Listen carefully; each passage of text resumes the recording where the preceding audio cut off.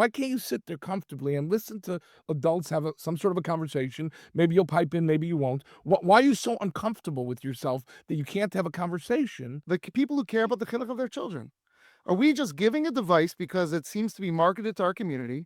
So we just hand them the device, and whatever happens, happens. There's the kosher lamp, there's the tzom cow pills, and then there's the new kosher devices that are amazing. Welcome to the Learning Curve podcast, brought to you by Mishpacha magazine. We're raising children in a changing and challenging world. So let's tackle the important issues facing families today. I'm Rabbi Yechiel Garfield, Manal of Yeshiva Torah Emes in Houston, and I love talking about chinuch. I'm Rabbi Ari Schonfeld, Manal of Yeshiva Katana of Manhattan, Rosh Meister of Beis Sipra Manhattan, Director of Camp Aish. I also love talking chinuch, and of course, a little bit of fishing. Join us as we answer your questions and discuss the topics that matter to parents the most. And welcome back to another episode of The Learning Curve. Season 3 continues. And Rabbi, how are you from Houston, Texas? I'm doing great. Wonderful. You know, as we've started this new venture of being videoed and having it wherever all the plethora of platforms the Mishpacha decides to send us, I see that you you have a tree. Okay, a tree. You have to hear pshat. You have a tree and a globe. That's your... Yes, I'll tell you why I have the tree. The globe I have less of a good excuse for. When I first became a school counselor, I was a Rebbe in the morning and school counselor in the afternoon. I invited a therapist who I thought was the best in Atlanta at the time to my office. And I asked him, he was very into office setup. It was one of his areas of chachma. So I asked him for advice. And one of the things he says, you have to have a live plant in your office. I never did it. And nothing to do with the podcast, actually. This is in the summer. Because he felt it brings life. It brings a sense of energy, renewal to the environment. So I always wanted one. And then I got an ad once for a self-watering, because part of the reason is I would never water it. It would die. So I didn't want to do that. So then I got an ad for a self-watering one. So I was like, this is way too much information for our poor listeners. But bottom line is, apparently it's a shtick that all plants are fine like that. So I went to Home Depot, I picked it out, I put it here. I love it. I love it. And the globe is just because it was here. And I thought, oh, it's a good thing to put in there. Well, I'm in my office and I'm trying to at least make it presentable. I have the little mini guitar in the background and the coffee and a picture of Am Leben and of a Minsker. I'm trying to at least get away with. Of course, we're recording this post-school hours, which is why I'm in my office still. But yes. All right, onward we go in our quest to help talk about things that matter. So question 1, I ask you this week. I'll give you the honor of starting first. You ready? Yes. Question 1. My daughter has been targeted by the same girl in her grade for years. It's been very sly, nothing overt. But this girl is really not nice to her and singles her out all the time. We approach it with Rachmanis. I think the girl has a tough home life and it spills over to her social life. But Lamaisa, I guess the father's writing this, she hurts my daughter's feelings a lot. All right, because it said Lamaisa? Yeah, mothers don't write Lamaisa. All right. But I'm impressed. The father's writing about his daughter's chinuch. I'm impressed. So I think this girl has a tough home life and it spills over to her social life. But Lamaisa, she hurts my daughter's feelings a lot. She just invited the grade, this girl, to her bas mitzvah, which will definitely be the party of the grade. It's a big deal. Should I encourage my daughter to go and be the bigger person, or am I putting her through more hardship for nothing? Unfortunately, this is probably more common than we'd like it to be, especially, with the girls. There's something about those sly, nothing overt. That seems to be the way it's done with the girls. So definitely a very valid question. My natia, and, we don't really prepare so much. So, I hope this is a wise thing to say. It's nothing better than a raw Rabbi Garfield. But my natia is to talk it through with your daughter as an adult would. Meaning, what if you were an adult and this was going on? Meaning we're assuming this girl obviously is 12, right? Yeah. Because it's bas mitzvah. Okay. Right, exactly. And I think she's old enough, but even a girl who's 8, probably you could have this conversation with. But I would say, let's talk it through together. Let's talk about the values. How would you approach it? I'm just thinking of Rabbi Schonfeld. Let's say you're an adult and you had this, right? There was someone in the community who really isn't so nice to you, but the whole community, the whole block is going. Let's say you live in a block or the bungalow colony, if you need a mushal that you can relate to. and they were invited, and it's a simcha, and everyone's going to be there, but you really don't get along with that person so well, and they're not so nice to you, but it's rachmanis. It's like, how would you deal with it as an adult?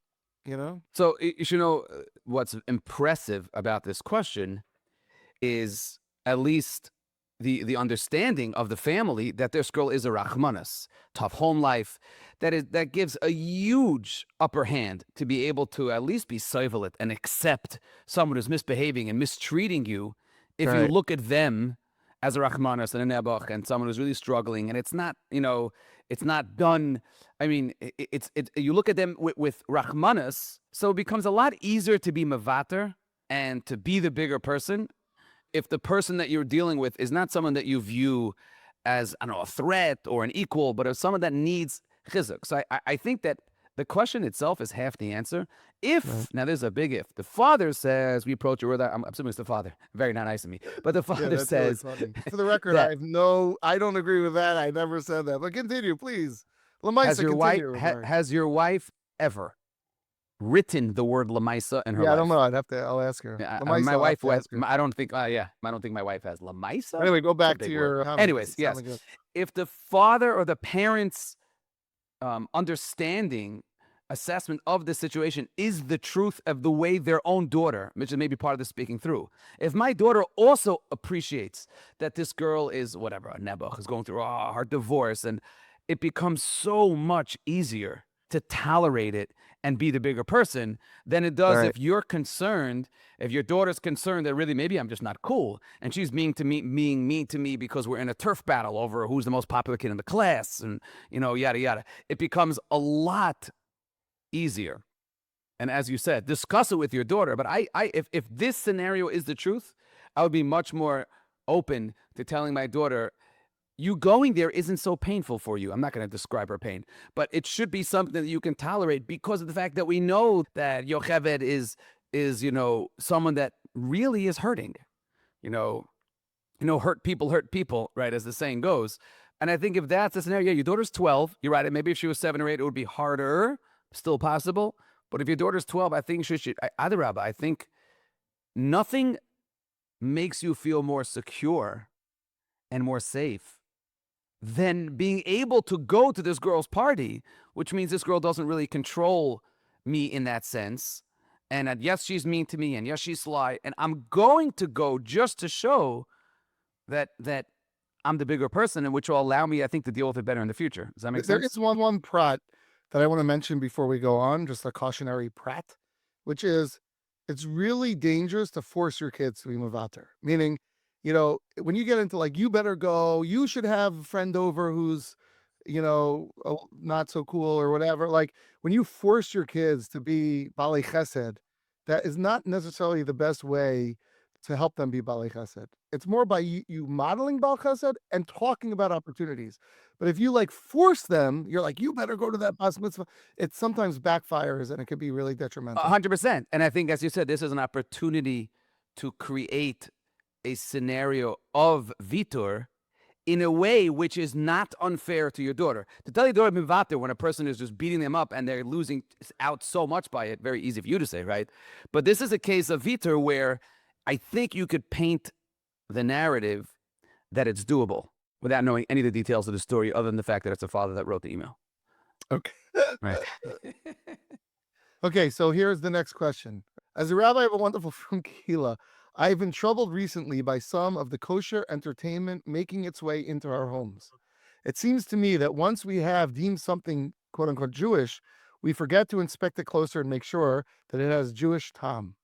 Why are we promoting singers as role models and not our gedolim? Our contest with idealizing Jewish kids and judges the best thing for our children? It's interesting to use the word idol. Is giving our children devices that allow them to stay in their rooms and watch music videos all day the best thing for them? We are an Am Kaddish. Let's keep it that way. This is like a question statement. This was definitely a topic of this Rav Shabbos Shuvah Drasha. Now, I don't know this Rav. I didn't get this message. Do you know? I don't know if it matters. Are you aware of who this person is? Are you aware of who this person is? You are aware. Okay, good. Don't tell me, because I'm about to be very upset at this Rav. All I can tell you is that this question really, really bothers me. And as someone who I'm glad to say the C word. Yeah, it's we're getting there. As someone who runs a camp and therefore has What? concerts in camp. Okay, Yeah. that joke. That was such a season 2 joke. And has concerts in camp and has had campers that have been in contests, right? And all of the above. I find these type of questions to be irritating, and I'm trying to be kind. What's your problem? Yes, I will tell you this. I never met a kid that went off the derech, and Joey Newcomb is a wonderful person, and I love him, right? Because he idolized Joey Newcomb or Benny Friedman or Yaakov Shweki. Jewish music is obviously wonderful. You know, the new MP3s that are out and the new devices that are out that obviate the need for us to have Spotify and Apple Podcasts and Apple Music are incredible. To me, they're part of, there's the kosher lamp, there's the Tzom Kal pills, and then there's the new kosher devices that are amazing. They take away the taiva for Goyish music. Yes, you want to know, is everything perfect on all of these devices? No. Music videos, so don't let your kid watch the music videos. Let your kid get a device that doesn't have videos. But like the fact that a Rav has passion for this issue, which I think is such a bracha for Klal Yisrael, big picture, reminds me of an amazing line I once heard from Rosh Yeshiva Reb Zelek Epstein, in which in the 1980s, they came to Reb Zelek and they wanted him to sign on some Kol Kairei Asering televisions. And Reb Zelek's line was, Klal Yisrael's, I'm quoting Reb Zelek so I can say it, Klal Yisrael's pants are falling down and you're trying to fix its tie. Like this, if you're a Rav, and you're in charge of a kehila, and you're in charge of a chinuch, this is what bothers you? The fact that, yes, there are certain songs on certain devices, certain singers that really are too rappy and too goyish. I also don't love all the music. So you know what? I tell my kids not to listen to that part. And I turn off the video angle. My kids don't watch the videos. And at a certain age, I don't get it for them. But overall, we all love music. We all pay for, every yeshiva has a singer at their dinner. Shouldn't say every, but the big yeshivas do. Like, what's your problem? Yes, it's not perfect. And there are certain devices that have certain singers that you don't love. So don't listen to them. So convince your kids to listen to Eitan Katz more often. Well, I can't believe that a Rav reached out to you and this is something that's bothering him. I will tell you this before you push back. I never met someone, don't eye roll me, where people can see us. We're on video. I'm warming up. You don't know what's coming, Rabbi Schonfeld. You better put on your seatbelt. I never met a kid that went off the derech because he listened to the wrong type of Jewish singers. But we all know of kids that go off the derech, unfortunately, because their parents didn't let them listen to this music or didn't let them, like, luz up. What? Ah. So okay, go. Now, like now you can eye roll. You sound like the guy who goes through a stop sign on his way to Minyan. He gets pulled over by the cop and is giving a ticket. And he says, you know, there are murderers in the street and you're pulling me over. They're murderers. They're people robbing banks. And I just went through a stop sign. What are you wasting your time? And they sincerely get angry at the cop because of that. Nah, there's no such person. Yeah. That's a fake story. That's a fake story. In there with people. Come on, it's standard practice. They're murderers. And okay, well, let the listeners, they're listening. They know if it's true or not, but we all know it's true. And what I say to you is, okay, you're right. It isn't equal to the biggest issues facing Klal Yisrael. But chinuch in our homes is a pretty important, as the host of the premier podcast on chinuch, I would say you're a the chinuch in our homes, co-host. As the co-host, pardon me. Yeah. Well, the host of... Unless you're referring to the other... What's it called? Yes, Today. I am referring to Chinuch Today podcast, the best podcast, arguably the best or second best Chinuch podcast. Yes. But I think either way I have it covered because I'm the host of both. So as the person who thinks about Chinuch and cares about Chinuch, I don't want anyone to tell me that it's not an important issue, that we shouldn't take the time to figure out if what's going on in our home is appropriate because there are bigger issues. With all due respect, I don't know Reb Zelek's statement. I'm not here to speak to what he was saying. He was actually talking about a different Indian than this. So we're not going to be madama davar ladavar. But I would say that does not resonate me as a legitimate point at all. Now, let's talk about the issue itself, because that's just whether we should talk about the issue. But since it's a question, we're talking about the issue. So I'll talk about the issue. All the things you mentioned, I think you said, I wrote it down by the kosher lamp, the kosher pills, the kosher something else, Film Kal pills. You know what? They do have extra. If you look at the kosher lamp, it says on the back, approved by a rabbi. And if you look at the kosher pills, Film Kal, it says on it if it's kosher and approved by a rabbi. This is standard. I was using those as mishalim. I know. It was a perfect It was a perfect mushal. Okay? It was a perfect mushal. Well done. And the reason is because every media that we bring into our homes, everything, we expect, certainly media like newspapers, they all have rabbanim, they all have mashkichim. And the reason they have that is because when you bring something in your home, you want to make sure that it reflects your values. Now, within Jewish music, and within media, Jewish media, it's not really any music anymore. It's podcasts, it's videos, it's shorts, it's all sorts of things. So within the greater Jewish world, there are things that we're comfortable with and things we're not. And I rely on the person promoting this in my newspaper, in my world, and saying this is for you, to have a standard that reflects my standards. And I think it's fair for a Rav to ask, who's doing that bedika? Who's taking responsibility for that? And that's a fair question. Yes, of course. But there are standards that are understood by all, and then there is dakastic. For example, right? Every single camp has concerts. And of course there is a basic standard that these, without saying names, these devices have of a mashgiach, of started with rabbanim. They all started with very chashuv rabbanim.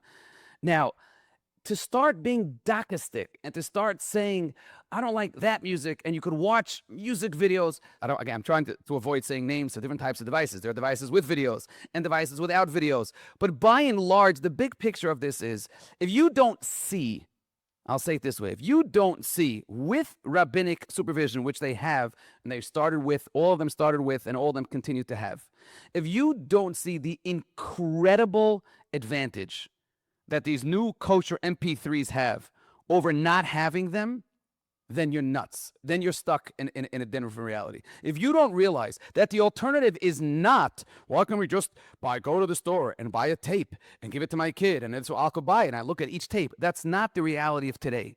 And if you don't see the net positive, not just net positive, the tzom kal kosher lamp level net positive of these devices with oversight, but the oversight on of this thousands of millions of songs. So to have a real oversight like a Bodek lettuce, that's where the parents come in. But if you don't understand as a Rav the beauty of the fact that kids today will grow up having zero taiva or need for Apple Music, for Spotify, which say what you want, unless you live in really extreme circles in which you were still getting CD players, that is what everyone had in their house.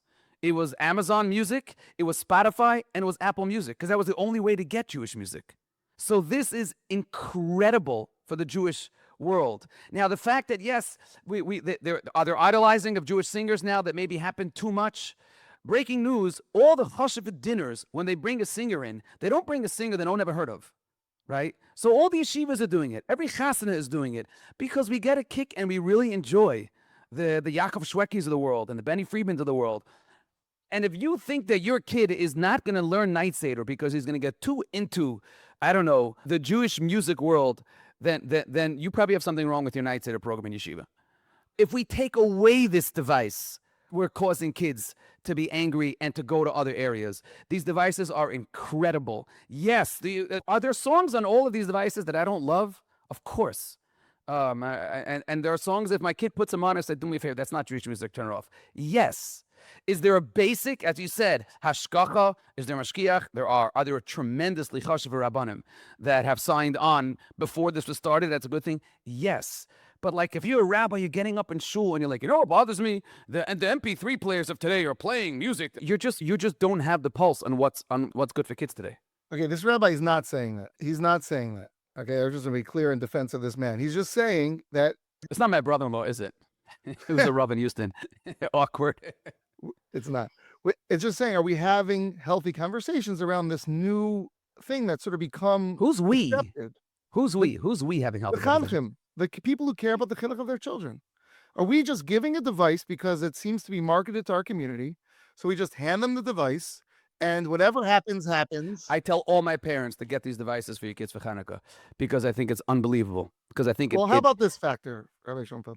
How about, first of all, you agree that there's some music on them that you wouldn't want your kid to listen to? No, but that's not healthy for them to listen to. It's mimicking Gaisha culture in a way it's not something people might want their kids, and they don't realize. I think this is what the person's bringing up, and I agree with this. They might not realize that when they give a child a device, they might not realize that it does require continued hashgacha from them, and it's not so simple. And there's another element to it as well, which we didn't even talk about yet. I wonder if you could acknowledge this area of challenge. And no one's saying that it's better than Apple or whatever, worse than Apple. That's not the point. We're just looking at it for what it is and seeing if it could be better, which is when you give your child a handheld personal device and there's no supervision in terms of the time or what they're doing, then what they do is they become very inner. I remember when the iPod first came out, you remember the schmoozin. iPod, why is it called I? Because it's alone, you're only focusing on yourself. Do you remember that schmooze? Yes. Okay. Yes. So it should be called an I something because it's weiter mit the I. It's a CD player. Kids It's a CD player. What are you talking about? But it's a very attractive, very engaging. It's meant to pull you into it with the music, and kids could end up using it in an unhealthy way. It's a CD player with a CD player could only play one CD at a time. It's an unlimited CD player. That's what it is. Right. So what comes with that is a don't risk. get the kids the music video capable one then. If you my kids don't have the video capable one. But even the non-video capable one has certain types of Torah classes and it has content, and it's meant to engage you as much as it can. They get more money for the more hours that you listen to it because they get the royalties and everything. And if you don't, and therefore that bothers you, so don't buy it for your kid. So don't buy it for your kid if you don't like that. You just said that you encourage all your kids to buy. I do. Yes, so I think it's awesome. The great mechanech, Rabbi Ari Schonfeld. Oh, there you go. Now you have it. In the ways of Torah. Aren't you concerned that when you give a child a device that's made to engage them in consistent media, that they might use it, overuse it in ways that aren't healthy? Yes, 100%. Okay. Which is why I tell the a Rav, parent, I think, is saying, I hear you. I think that, first of all, when you give the message by the device for your kids, I hope you say that. Just saying. I hope you say, and remember, because I'm sure you don't, but I hope you do. And also, I also suspect that many of the parents listening to this, and please let us know if you agree or disagree. I'd love to hear. Well, none of the parents even know what we're talking about, which devices, so therefore it's hard for them to respond. Those of you who have bought your children personal entertainment devices that they could carry around, do you feel they're using them more than you thought they would when you bought it? And I suspect that the answer is, for most of our parents, yeah, they use it a lot. We could disagree. Awesome. I think it's great. I think it's absolutely great. I'm saying I think it's great. I think it's great for kids. I think I think by and large now kids know all the Jewish music. Yes, you have to weed out all the ridiculous stuff. The kids know all the Jewish music, and the girls have the girl setting, and now they know finally they have access to girl singers, and they can have their sing. They have their con. I think this is nothing. I'm not saying it's bad. It's not black or white. I'm saying it's great. I'm saying it's great. I'm saying it has greatness to it, but it needs us to be aware I have been of troubled. The Rav said he's troubled by these devices making away their own. Because he sees it being used and not being filtered carefully, and that people assume that it's kosher, and therefore it's all good. And there are things about it that require us as parents and as a community to be cautious. I have one more question for you before we move on from this very exciting topic.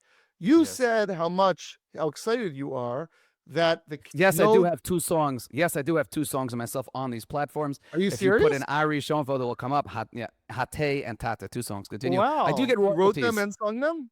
Yeah, I do get royalties. Danny Gross produced it, but Danny Gross produced it before he was Danny Gross. So these all. Wow. So I make like 1/2 of a penny per play. So it's on like loop. I have a bot that has it on playing it on loop. Okay, but going back to that, so you said that I don't want to put words in your mouth. But your comment about that it's good that they are proud of the singers or know the singers, that's like a mila. So I just wonder, I want to ask you this question. Well, what did I say? I don't remember exactly, but you don't have a problem with, part of the question was the idealization of I don't singing. have a problem with it. I don't have a problem with that when a Jewish singer walks into a chasna or bar mitzvah, all the kids go crazy. No, right. does not So bother me this is at what I all. want to ask you about that. Would you have a problem if those who promote this started to make posters for the kids' rooms that they should put in their room a picture of a singer? You know what's funny? I never heard of such a poster. How's that? I know, I'm asking you. No, but that's the whole point. That's the whole point. Well, do me a favor, and for our listeners' enjoyment, as a favor to me and the thousands of listeners, answer my question. Would you find that objectionable? I would find it very, very odd. But not I objectionable. would have to figure out why. I can't relate to it. And my point is, I Well, don't think. They make sports players posters, don't Yes, they? they do. Okay. Thank you for They bringing the make exact Goyish raya. singers posters, don't they? Thank you. Yes, perfectly Yeah. said. So there's something about a star or a famous person having a Yeah. poster. So would you have a problem? Would you find it objectionable? Simple question, if you could please answer. I would appreciate it. With a production of Jewish singers' posters being put on the walls of our children's rooms. Would you have a problem Yes. with that? Yes. Why? Because we aspire to G'daylim. Okay. So you agree that there's a limit, even though you're happy that when this Now it's my person turn to runs eye in the roll. Yeah, room now it's my and turn everyone to eye gets roll. excited, Yes. would you say, just curious, I've been in chasanas when Rav Yechiel walks in or a gadol walks in, Yep. and I've been in chasanas when a great singer walks in. Yep. Would you be upset or would you find it a problematic if the excitement level goes It's 10 tenfold times. for the It's singer? tenfold when a star singer walks in. Tenfold. Right. Is that, how do you Right. feel about that? I do. I wish it was a different way. Yes, it Yeah. doesn't bother me one drop because they are little kids and these are exciting They're to not them. little kids. They're buchrim. What are you talking about? They're They're not- 20-year-old, no. 20 to They're 25 married year to olds. people like that. Yeah, that has nothing to do They're with 18-year-olds. They're nothing to do with they're devices. young. That has nothing to do with devices. That has to do with people No, that are I'm going back to this other aspect of the question, which is the greater cultural focus on idealizing, which is the lashon from the But it's a question. the fake singer. idolizing. That's the point. It's a fake idolizing. It's exactly my point. Because you're What's right. the When you difference see him between at, posters and going ooh aha when the guy walks because in? it just is. Because they don't aspire to be them. I will tell you, I had the singer Shmuel. You ever heard of him? Watch this. No. I You don't think never so. did. Okay, Well. fine. I had the singer Shmuel, big Israeli singer, Breslova singer, come to my camp this year. It was a surprise. Shabbos Nachamu, 2 in the morning. It was wild, right? When he walked into the dining room, these are Mesifta guys, great guys. It was almost like Lahavdil, Elvis walked in the building. That's how he was treated. And why didn't it bother me? If Akil walked in, it would hopefully be 90% that, but not that. This is part of the shtick and the geschmack. There's a certain outlet, and but Hagufa, the fact that no one has Shmuel on a poster on their wall, and they all have Rav Malkiel Gedolim pictures on their wall, like this is Okay. not. It's just So not an issue. Rabari, It's not an issue. I have one important word to say to you. They don't have pictures yet. But Nah, you what said, these come on, devices yeah. are doing, the Oh, level stop of it. idealization of musicians today is much more than it was 5 years MBD, ago. when we were growing up, Mordechai Ben David was wasn't like it larger is than today. life. Oh It my wasn't. gosh. It wasn't like it is today because of social media, because of the amount of media, because of these very devices. The whole industry is a whole different place. I don't know if Bach about this. I don't. This like. Let's talk real. There are Bachim, yeah. So they idolize Benny Friedman, very nice. Joey Newcomb. There are Bachim that you think, are not learning, are not learning second seder because they rather be a singer, and they look up because Benny Friedman says bad hashkafas, and I don't want to pick on anyone. First of all, Yaakov Shak- yeah. Where it's this is like, what's the point? What's your Because point? okay, these are I fine don't think it at all touches the real drive, the hashkafic drive of our Bachrim. I think our Bachrim's hashkafas are beautiful, and the fact that they get very taken by a Jewish celebrity, I think is not. It's just not something that So listen, care about. I'm not here to. I don't want to. What's the word? I don't want to lecture you. Okay, so I mean, I'm you not, are it's not to really. you. You're trying not to, but you kind of Right, are. I'm trying not to. But I will say this I am using this to lecture in the sense that I think everything we do in chinuch really makes a difference. And I think even small things from a child, what a child sees when they're young, what they hear when they're young, even a baby, we take seriously. That's the hashkafa, at least for my yeshiva and my worldview. And therefore, I think it makes a difference. I don't know exactly how, but I think if they're idealizing the wrong things and we're giving them exposure to the wrong music and they're using these devices in ways that saka kol of all of it is a roi for mechanchim who care about the dakas chinuch messages to stop and be concerned about. And I think, yes, and just to tie it up with a bow, and I think anyone that their summation of this new MP3 player type devices is that, oh my gosh, it's just bad because it makes the kids idealize the singers and it causes the kids to be more, and doesn't realize the extreme net positive that our kids are now have access to the learning curve, and that our kids now are listening, whether it's to shiurim, and they don't have to listen to anything goyish. Of course, you have to still filter it as parents, but they don't see the extreme positive of this new just simcha that comes from music and learning new songs and getting geschmack. Then I think you're in the wrong business. but I would just put in my last word before that is that I don't think anyone's saying that we should get rid of them, that they're net evil, but I think the message that I'd like to say is that don't think because it's being marketed to our community that you could just take it and assume it's all good. That's all. It needs as much engagement and chinuch and thought as ever. I don't argue. How's that? Oh, You're busted. we definitely need some kind of poll. Coming I up don't know next what we week. talked to the tech Coming up next department. week. Letter from a Rav. These basketball leagues and football leagues are goyish. We should really ask them, right? Trophies, right? Well, I said All I'd the let you leagues have in the last Lakewood word. and in I'm Passaic and in going to Muncie. leave you with that last word. So, Rabbi Garfield, now we can move on to the big question of the week, the spotlight question. And we have a special guest to discuss it. So here it goes. I would never speak to my parents the way my kids speak to me. It feels like when we were kids, being chutzpadik was a hard line that you could not cross. And now it feels like there's no gedarim and no respect for authority. My kids see it at school, at their friends' houses, on the bus. No matter how much respect I model, the norm has changed. So in today's day and age, how can I raise respectful kids? And how should I deal with chutzpah? A question I think that we can all relate to in some fashion. And we have the covet of being joined today to discuss this by Rabbi Yechiel Spero, who really is probably, we all have Rabbi Spero in our homes one way or the other, a book. I have maybe some pictures whenever Spero was head counselor in Camp Manover, where all great mashpiyim begin their career as head counselors. Rabbi Spero is also mashpiyah in TA in Baltimore, a very chashuv mechanech, and therefore deals with this sugya. Thank you so much for having me. Good friends for a long time. And, I was wondering when you said to me you wanted me to speak about, or you want to interview me about chutzpah. I'm like, did you look through the great mechanchim who were also great mechutzafim back in the day? And hey, that's good. You're the first name right? that comes When, up in that book, so we thought you'd be the. When they were young. What do you mean? When they were young, volume Right. 6. When they were young, yeah. But I really got to make that would really be making it. Can you imagine? I should like submit my children's pictures to you, like hinting, hey, maybe I can make volume Yes, number for sure. 16 when we the current day. Tell us, Ray Spero, before you address the question, just like a little more about who you are. Everyone knows you're an author, but I don't know if people know as much about your chinuch prowess as a classroom teacher, etc. So tell us quickly, like, I know you were a Rebbe for many years. How'd you get into chinuch? And then, like, tell us about your basic career as a mechanech. Okay, I could talk for hours. I love chinuch. I love what I do. I love how I got here. I was a Rebbe for 28 years in the classroom, first in the Torah School of Greater Washington under Rabbi Yitzchak Charner, Shlita, an unbelievable mechanech. And then 2 years later, I moved down the road from Silver Spring to Baltimore, Maryland, where I've been a Rebbe and TA for the last 26 or 27 years. Could be a little more. I'm not sure. We have machlek exactly when I came, but I think I've been in the classroom, come out 30 years. In Torah school, I taught 4th grade girls, 5th and 6th grade boys. I want to tell you something. The girls that I taught, chashuva girls today.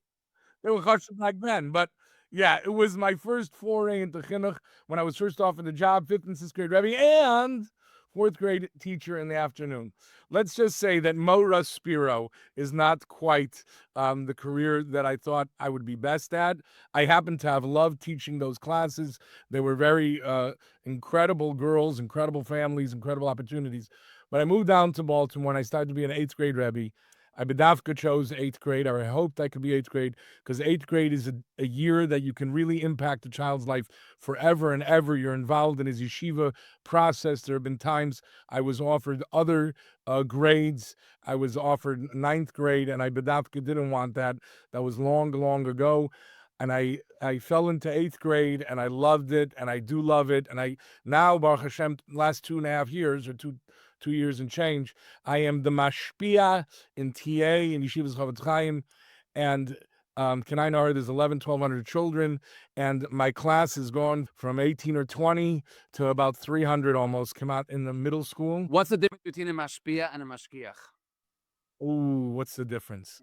The mashpia Mashpia is an influencer.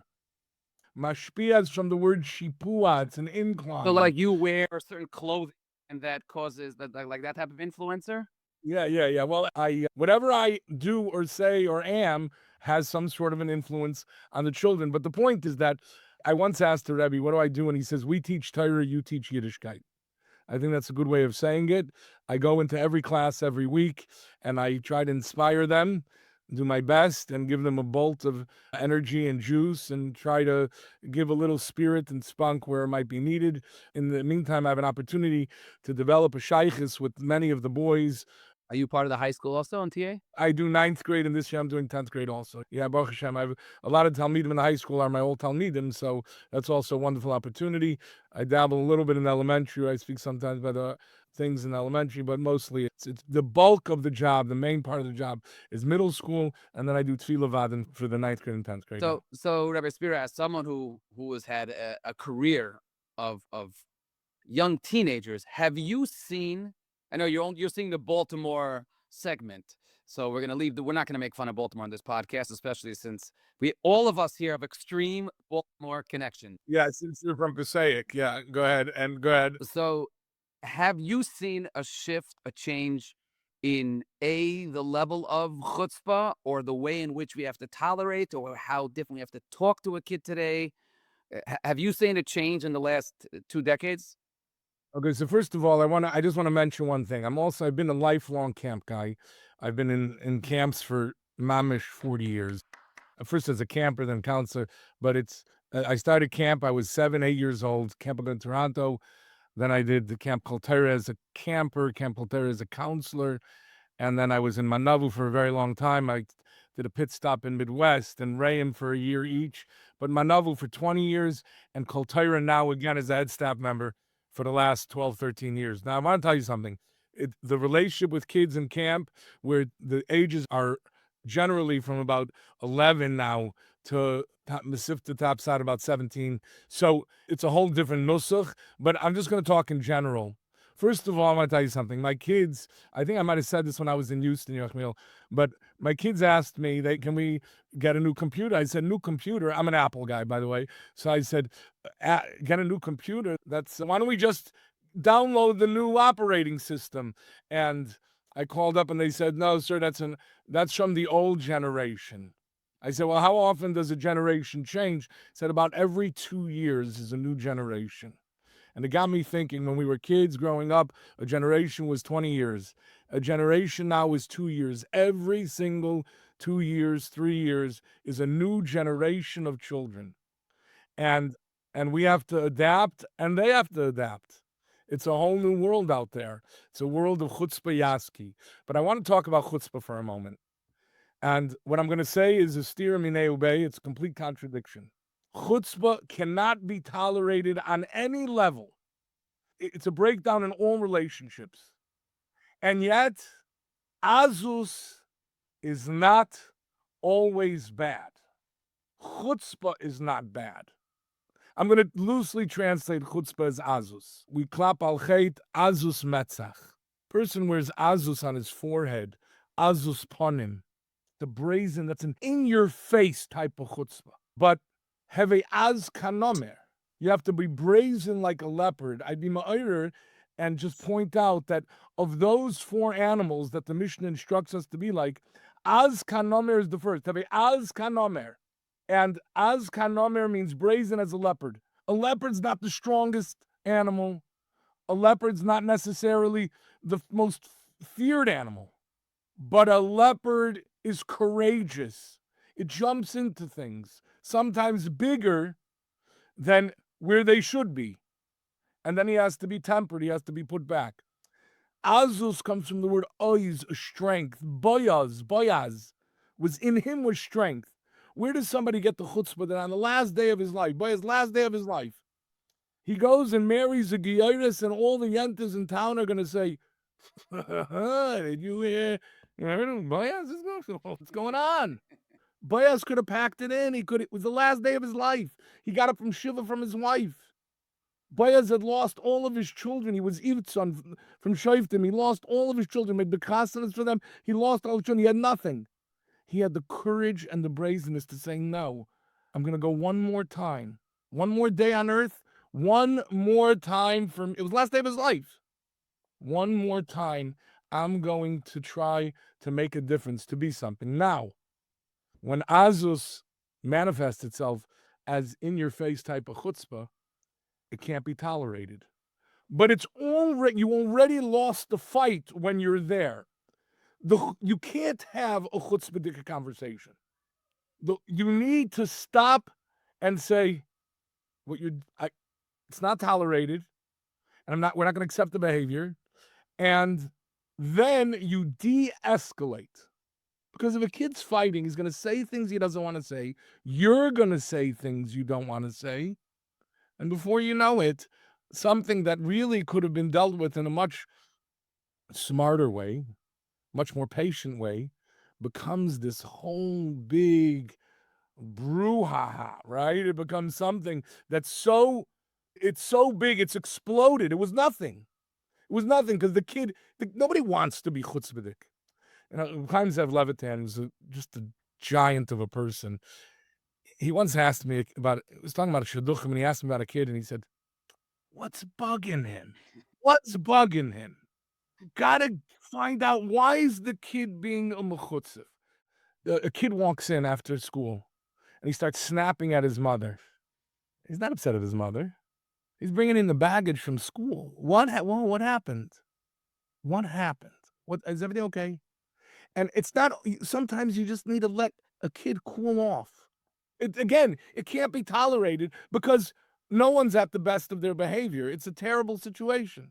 Why do kids become chutzpah? And it's not impossible that a kid can't be cured from chutzpah. With enough understanding and enough de-escalation, enough warmth and love. And I'm not talking about just the warmth and love. And it can't be tolerated. He has to know there's no tolerance for chutzpah. You can't talk chutzpah to your parents. You can't talk chutzpah to your rebbeim, to your English teachers. You can't be chutzpah to anybody. You try that in work, you're going to get fired. Right? You can't. So I think you got to de-escalate. That's first. What are your thoughts about the initial question, if the generations have changed? Would you agree that kids are more chutzpadik, more azistic maybe with it, or not, or less? Or how has the world influenced that? I'm thinking back, certainly in camp, but even in school for sure. 30 years ago, kids, there was some real good chutzpah. As a kid, we didn't have.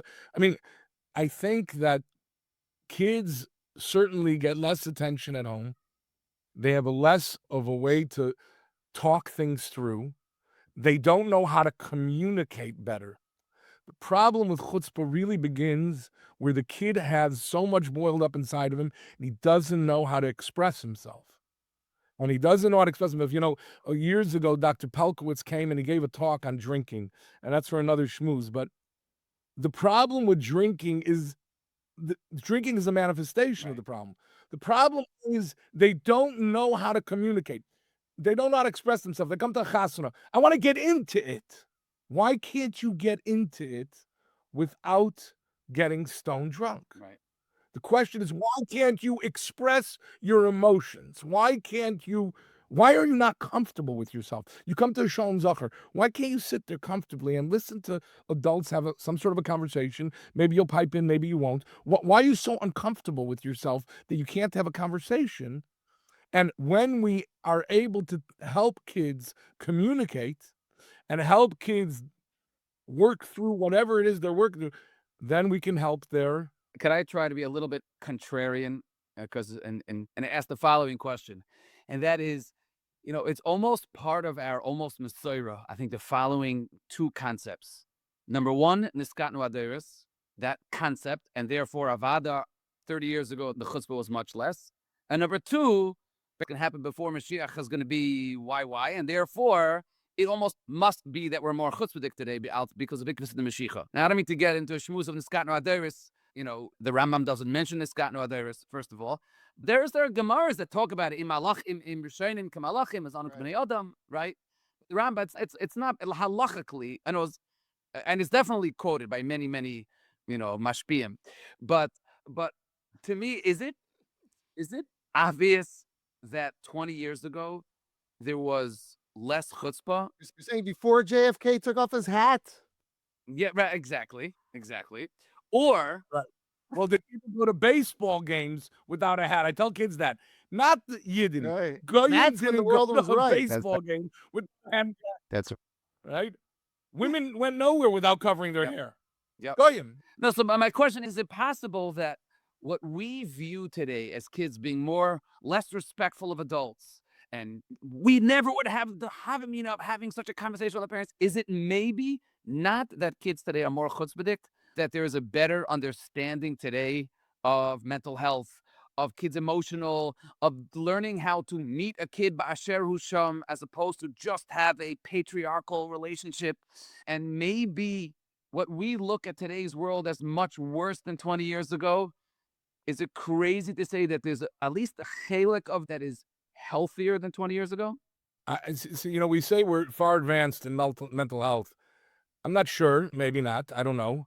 We're better with terms and identifying things. And, I don't know if we're necessarily better. I mean, we always talk about how our generation is better about certain things.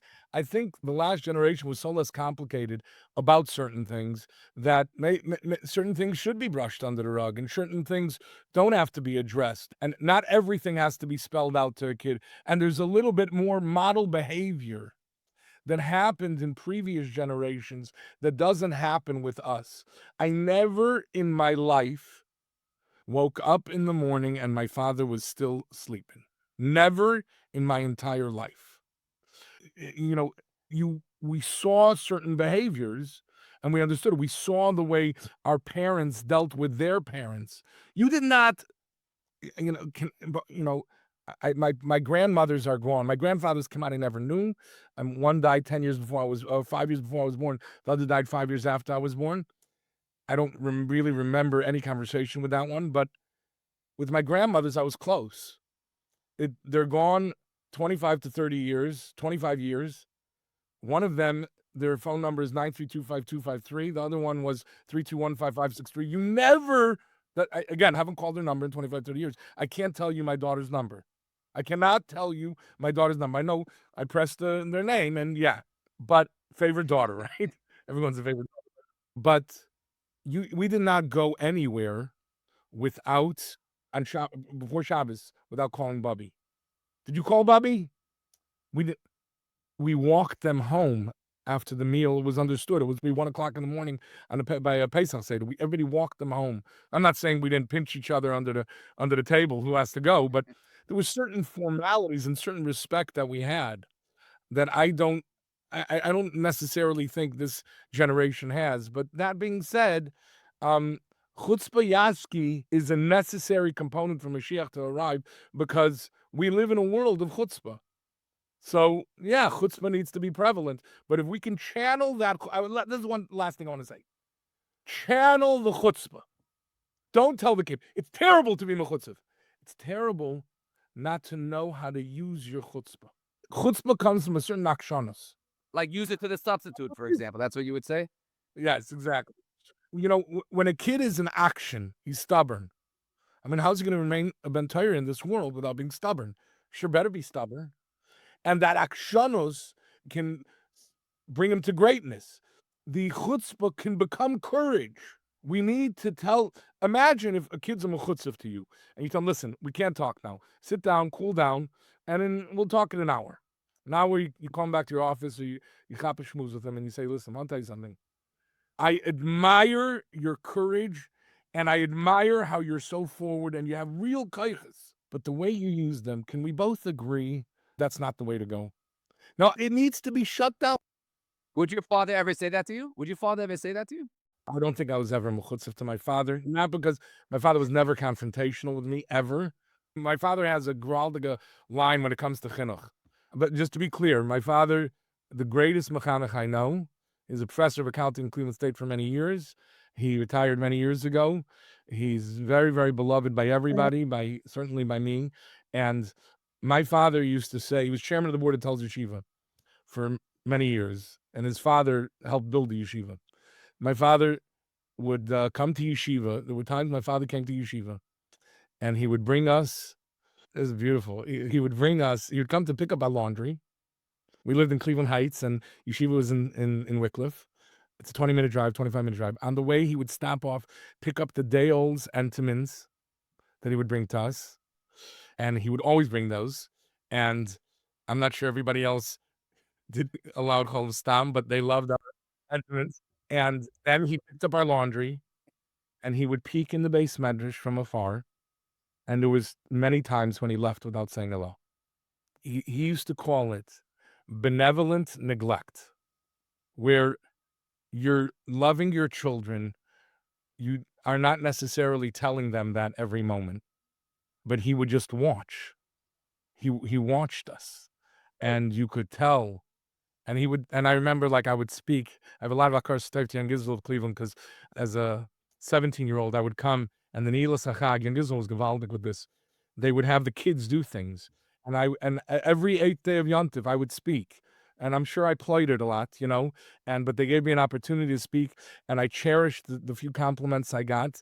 And my father would come home, and he would tell my mother, "Ooh, did you miss a speech? Ooh, did you miss something special?" That was it. And we knew how our father felt. We knew how my mother felt also, It's just, today, everybody has to be so involved in every little thing. And your kid comes home, and, "Oh, did he have a bad day? Why did he think he had a bad day?" I don't know. Maybe he runs in, threw down his knapsack, ran to the bathroom. Maybe he just had to go to the bathroom. No, we're like, "Oh no, he's crying in the bathroom. What are we going to do?" I hear a shtickle steer, because on one hand, you're saying that people don't give their kids enough focus, attention, and like let them talk it out. And on the other hand, you're saying people are overzealous. I think you need to love your children and not get hypersensitive. Yeah, that's exactly the same thing. I think you love them. You don't need to meddle into every little thing. You need to let them figure out life itself. Let them figure things out. Let them make the mistakes that we made. They'll probably make bigger mistakes along the way. And then we have to guide them correctly. Again, I want to be clear. There's one book you noticed that I never wrote. I never wrote a book on chinuch. That's an agreement that my wife, at least for now, 2 things my wife told me that I should never write on, Shalom Bayis and chinuch, and there will be rebuttals. I'm not sure who's writing them, but no, no one, we all need endless Siyat Dishmai. No one's an expert. But these are just things we learn mostly from our mistakes. And we learn that, yeah, but it's not a steer at all. You have to love them. You have to let them know in no uncertain terms that you love them and you're proud of them every moment. But you don't have to be all over them. I think it's not a steer at all. No, I guess I'm asking, do you think parents are making enough space for their kids or too much space for their kids? I think both. Right. They're like making the wrong space, maybe. That's right. That's right. Yeah, they're ignoring their kids. Ignoring your kid is not making conscientious space for your child. It's, again, if we can go back to my father's term, benevolent neglect. It's a conscious neglect. We're not getting involved. I'll tell you one other thing, like my father did, I remember. It's just small things, but life-changing for me. I was in 10th grade in Tel Yeshiva, and a number of my friends went to different yeshivas. Some of my best friends went to other yeshivas. And, 10th grade was a time when I said, we started Tels in 8th grade. So 8th, 9th was my 3rd year in yeshiva. And I wanted to go test the waters, and the grass was always greener. And I wanted to go to another yeshiva. And my father dropped me off, and I was very disappointed. It was after Sukkos Bein Hazmanim. And I discovered later that he made a small pit stop where he stopped off by the apartment of Rabban Shalom and my Rebbe Muvuk for the last 45 years of my life. And he stopped and he said, "Maybe you can ask Yechiel to learn with you for a few minutes every day." And I started to learn with Rabban Shul for 5 minutes a day. We started with Mishnah Berurah. We learned for many times. You can ask him, by the way, about my chutzpah. The Azus. Oh. And he knew how to deal. Rabban Shul did once. So, by the way, so my father got Rabban Shul to learn with me for a few minutes. And it developed the most important relationship in my life. My father never told me that, obviously. He didn't say, "Who do you want to learn with? Do you want to learn with him? Maybe you can make it best. How about if we give you more things, right? How about we buy you something, you'd be happier?" No, silly. Your kids don't want things. I They saw a want great you. bumper sticker. It said, "The most important things in life are not things." Isn't that a great one? Yeah, great, great. One time I was chutzav to Rabban Shul. I don't know what I did. I wish I knew what I did. It's so many things. I didn't know what. Rabban Shul ignored me like 2 days. I was in such tsar. I was in such tsar. He once came, and he's going to probably hear about this, and he's going to call me. He's going to raise one eyebrow, and he's going to say, Yechiel, whatever I did something where I disappointed him very much in some way. And I remember he wanted me to come and ask Mechila, or he wanted me not to ask Mechila. He wanted me to say I was wrong. I was a little stubborn. And he sat down, and Ravancha would come around and he would learn with chavrusas to prepare you for second Seder or first Seder. And he came and he learned with my chavrusas, sitting right in between the two of us. And he just spoke to my chavrusa, and he didn't speak to me. And then one night after Ma'ariv, he went over somebody, and he said, somebody told me Rabancho wants to speak to you. And we had a heart-to-heart for about 2 hours. And then this was the night. This was the night. And when I walked back to the dorm, he handed me a corned beef sandwich. I remembered vividly. I walked back from the mechina to the dorm, and a corned beef sandwich. It was at that moment that I decided I wanted to go to chinuch. That was the moment. I said I want to be like a banshul. Yeah. Yeah. It wasn't the moment that you melted all the ice cream after a tough loss to Camp Heller? Wasn't that moment? He only got me on to speak about the whole thing, kidday, and he could do that. I wasn't even involved. I was the peacekeeper. I was, one time one time my wife's grandfather died, and we had to go to Cleveland, and I called Gersh and I asked him if he wants to cancel the game. He didn't want to play the game to begin with, but I asked him if he wanted to cancel the game, and he said, because I would go, and I was supposed to try to keep peace between the natives. And just to be clear, by the way, my novel is the New York Yankees. Everybody hated. Why does everybody hate the Yankees? Because the Yankees got 27 championships. We hate the Yankees. So Garish told me, no, I don't want. We're not going to cancel the game. We'll be fine. And we were driving back from the Levaya, from Cleveland to the mountains, and I'm on the phone, and the guys are giving me the play-by-play. That was that game you were talking about? There was a game, whatever. They used to have a thing, you get ice cream if you beat Heller. I was in Heller. And if you lose, though, you don't get the ice cream. They melt it in front of your face. That never happened. By the way, never. Anybody who knows Rabbi Klein knows that never happened. He never wasted the ice cream. He gave us the ice cream another day, but. Well, this was wonderful, right? Spero, this is really good. Right. You really gave chutzpah a good context, to say we're not accepting it, but if we want to address it, we have to understand it, essentially. Yeah. Yeah, but again, we cannot accept it. Not because we're going to kill the kid if we allow him to grow up and we don't fix that.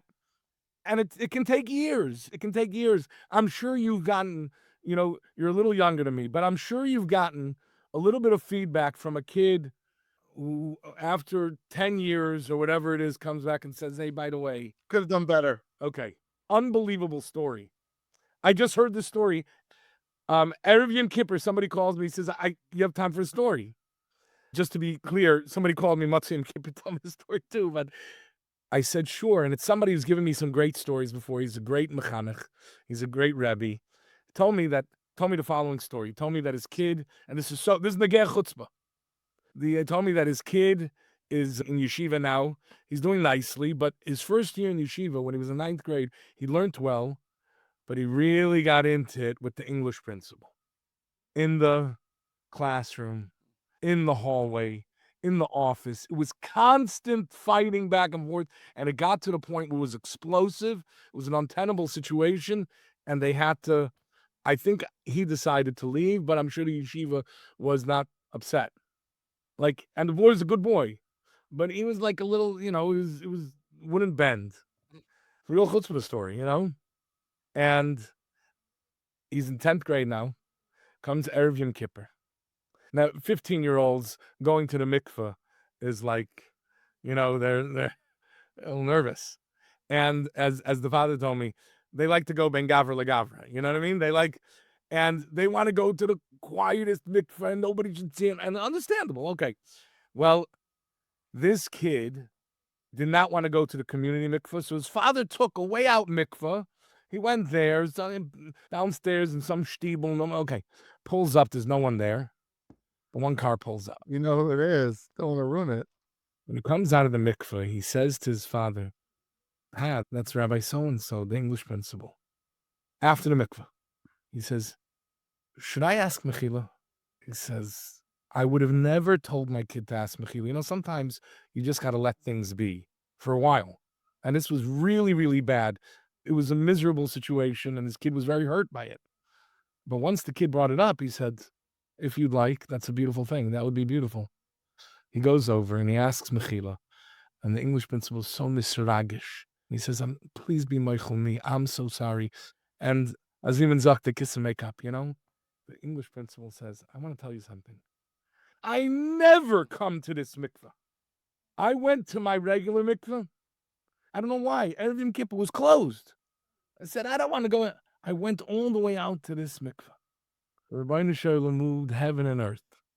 Today, that a boy that had a little too much chutzpah could be able to ask Mechila, and the principal, who maybe also needed to ask Mechila, was able to do that. Beautiful. Great story. Well, thank you so much. Great. Great. Great. Wonderful. Thank you so much for having me.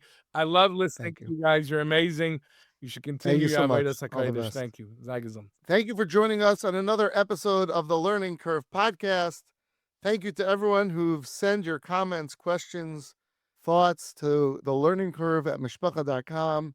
Again, you could send that to the Learning Curve at mishpacha.com, or you could call in to 443-686-9339. That's 443-686-9399. Wishing you all a wonderful day.